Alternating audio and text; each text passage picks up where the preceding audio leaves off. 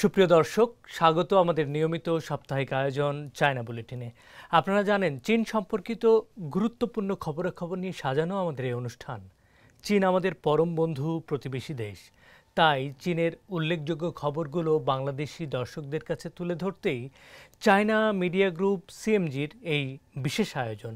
সঙ্গে আছি আমি শাহানশা রাসেল। শুরুতেই এই সপ্তাহের সংবাদ শিরোনাম। আন্ডারস্ট্যান্ডিং চায়না 2024 আন্তর্জাতিক সম্মেলন শুরু দক্ষিণ চীনের কোয়াংচৌতে। বেল্ট অ্যান্ড রোড ইনিশিয়েটিভ আলোচনায় কৌশলগত আস্থা জোরদার করার আহ্বান চীনা প্রেসিডেন্ট শি জিনপিংয়ের।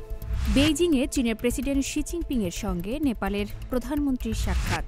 সপ্তম চীন জার্মানি কূটনীতি ও নিরাপত্তা বিষয়ক কৌশলগত সংলাপে দেশ দুটির পররাষ্ট্রমন্ত্রীদ্বয়। চীন বাংলাদেশের বন্ধু, জাপান ভিত্তিক পত্রিকাকে বললেন বাংলাদেশের অন্তর্বর্তী সরকারের প্রধান উপদেষ্টা ডক্টর মোহাম্মদ ইউনুস।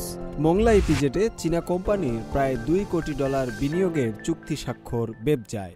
জানিয়ে দিচ্ছি এই সপ্তাহের বিশেষ বিশেষ খবরগুলো। মঙ্গলবার সকালে দক্ষিণ চীনের কুয়াংচৌ শহরে আন্ডারস্ট্যান্ডিং চায়না 2024 নামক আন্তর্জাতিক সম্মেলন শুরু হয়েছে। বিশ্ববিখ্যাত রাজনীতিবিদ, পণ্ডিত, শিল্পপতি এবং বিভিন্ন আন্তর্জাতিক সংস্থার প্রতিনিধিরা এই সম্মেলনে অংশগ্রহণ করেছেন। শেষ পর্যন্ত সংস্কারকে এগিয়ে নিয়ে যাওয়া এবং চীনা শৈলীর আধুনিকায়ন ও বৈশ্বিক উন্নয়নের নতুন সুযোগ, এই প্রতিপাদ্যে চলছে এবারের আয়োজন। আন্তর্জাতিক সম্মেলনের সফলতা কামনা করে চীনের প্রেসিডেন্ট শি জিনপিং একটি শুভেচ্ছা বার্তা পাঠান। চিঠিতে শি বলেন, চীনকে বোঝার জন্য সবার বোঝা উচিত কীভাবে আরও ব্যাপকভাবে সংস্কার গভীরতর করা হচ্ছে এবং চীনা শৈলীর আধুনিকায়ন প্রক্রিয়া উন্নত করা হচ্ছে।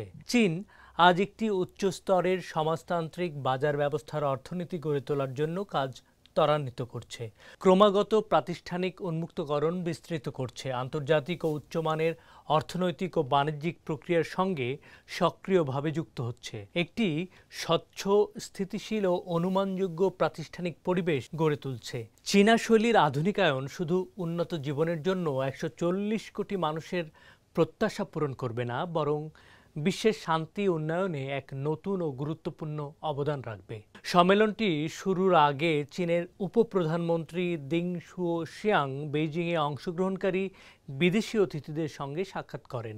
সম্মেলনে অংশগ্রহণকারীরা বিশ্বের আধুনিকায়ন প্রক্রিয়ায় চীনা বৈশিষ্ট্যের আধুনিকায়নে গুরুত্বপূর্ণ ভূমিকা, তাৎপর্য নিয়ে আলোচনা করেছেন। অশান্তি ও পরিবর্তনের এই বিশ্বে চীনা জ্ঞান ও শক্তির ইতিবাচক ভূমিকাও তাদের আলোচনায় উঠে আসে।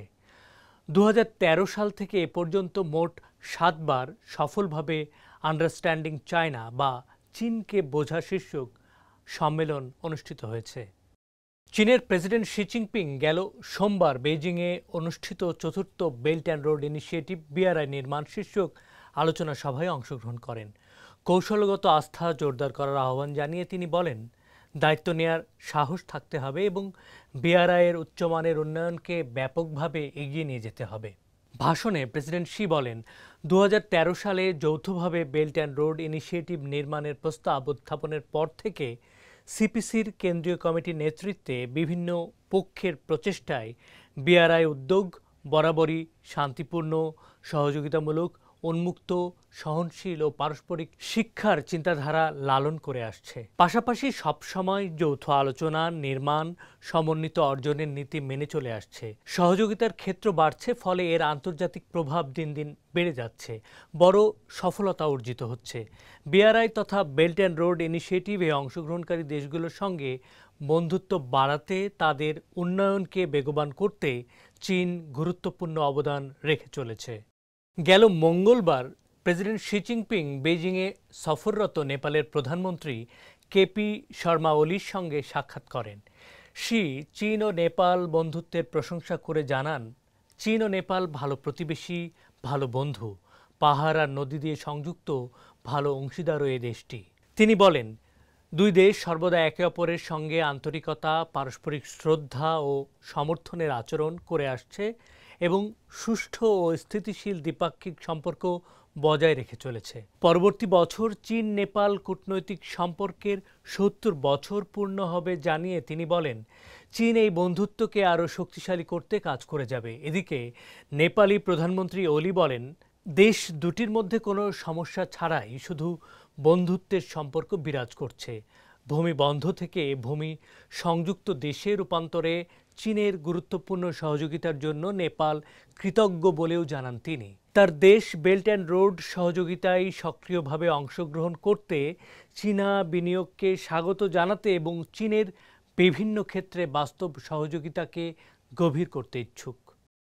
দর্শক, এই ছিল আমাদের এবারের আয়োজনে। অনুষ্ঠানটি সামাজিক যোগাযোগ মাধ্যমে দেখতে ভিজিট করুন www.facebook.com/CMG বাংলা এবং ইউটিউব চ্যানেল CMG বাংলাতে। আবারও দেখা হবে আগামী সপ্তাহের একই দিনে একই সময়ে। দেখার আমন্ত্রণ। চাইছেন।